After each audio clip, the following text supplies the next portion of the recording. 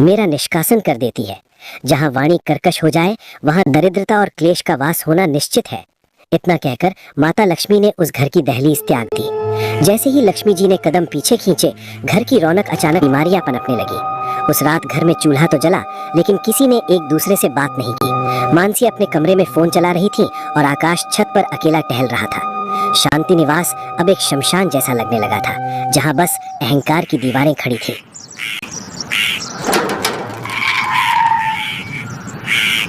जैसे ही माता लक्ष्मी ने शांति निवास की दहलीज से अपने पैर पीछे खींचे, उस घर की आभा, चमक गायब हो गई। शास्त्र कहते हैं कि जहाँ स्त्री की अगली सुबह हुई, लेकिन उस सुबह में वो ताजगी नहीं थी। आकाश जो हमेशा उत्साह के साथ दफ्तर जाता था, आज बुझा बुझा सा था। रात भर मानसी की ऊंची आवाजों और तानों ने उसकी मानसिक शांति छीन ली थी। दफ्तर पहुंचते ही उसके बॉस ने उसे केबिन में बुलाया। आकाश, तुम्हारा प्रदर्शन बहुत गिर गया है। मैनेजमेंट ने तुम्हारा प्रमोशन फिलहाल टाल दिया है। शायद तुम्हें ब्रेक की जरूरत है। जी सर। बॉस ने गंभीर होता नहीं दिख रही। मैनेजमेंट ने फैसला किया है कि जो प्रमोशन तुम्हें मिलने वाला था वो फिलहाल टाल दिया जाए। आकाश के पैरों तले जमीन खिसक गई। वो प्रमोशन उसके घर के कर्ज को उतारने के लिए बहुत जरूरी था। जब वो घर लौटा और उसने ये बात मानसी को बतानी चाहिए, तो मानसी ने सहानुभूति दिखाने के बजाय फिर से ऊंची आवाज में चिल्लाना शुरू कर दिया। मुझे पता था। पति देखो कहां से कहां पहुंच गया और आप वहीं के वहीं हैं।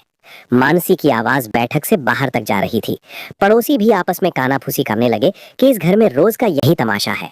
कलह का प्रभाव केवल आर्थिक स्थिति पर नहीं, बल्कि स्वास्थ्य पर भी पड़ने लगा। कौशल्या देवी, जो पहले से ही कमजोर थीं, घर के इस तनावपूर्ण माहौल के कारण डिप्रेशन में चली गईं। उन्हें तेज बुखार आया, लेकिन मानसी ने रसोई में बर्तन। जब आकाश ने माँ की हालत देखी, तो उसने मानसी से गुजारिश की, मानसी, कम से कम बीमार माँ पर तो रहम करो। तुम्हारी चीखने की आवाज से उनका सिर फट रहा है। मानसी ने और तेज चिल्लाते हुए कहा, तो ले जाइए उन्हें अस्पताल, मुझे क्यों सुना रहे हैं? मैं तो इस घर में बस चिल्लाने के लिए ही बनी हूँ, है ना? ससुर प्रताप सिंह जी कोने में बैठे अपनी माला जप रहे थे।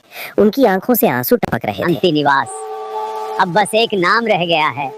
जहाँ लक्ष्मी नहीं, वहाँ बस अंधकार ही बचता है। माता लक्ष्मी घर के मुख्य द्वार पर खड़ी हैं और अपना थैला समेट रही हैं।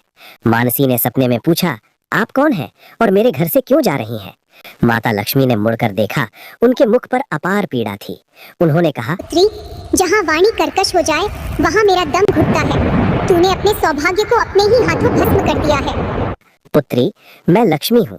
मैं वहाँ टिकती हूँ जहाँ प्रेम की शीतल बयार बहती है।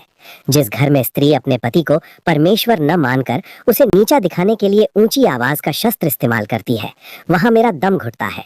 तेरी इन चीखों ने मेरे कानों को बहरा कर दिया है। तूने अपनी शिक्षा का उपयोग अहंकार के लिए किया, सेवा के लिए नहीं। अब तेरे घर में मेरा नहीं, क्लेश का वास होगा। मानसी, तो ये लोग मुझे दबा देंगे। दोपहर के वक्त जब मानसी फिर से सास पर चिल्ला रही थी,